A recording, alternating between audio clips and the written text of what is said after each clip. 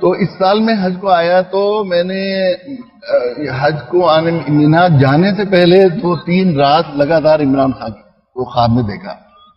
ایک دفعہ تو یہ دیکھا، پہلا دن تو یہ دیکھا کہ جنہیں الیکشن ہو گئے ہیں اور نتیجہ آنے والا ہے، تو کچھ لوگ میرے پاس دعا کے لیے لائے ہیں، تو بہت تواضع کے ساتھ پٹھانی سوٹ پہنے ہوئے میرے برابر بیٹھے ہوئے ہیں، کہہ رہے ہیں کہ میں انشاءاللہ میں جو ہے وہ پاکستان بننے کا حق ادا کرنے کی نیت ہے میری.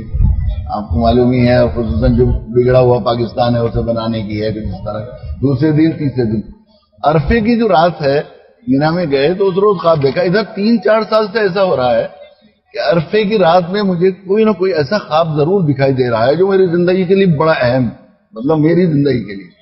تو میں اب 2-3 سال پچھلے سال ایک خواب دیکھا تو اگلے سال انتظار کر رہا تھا آج عرفے کی رات ہے، تو پھر اس رات بھی میں سوچ رہا تھا کوئی رات.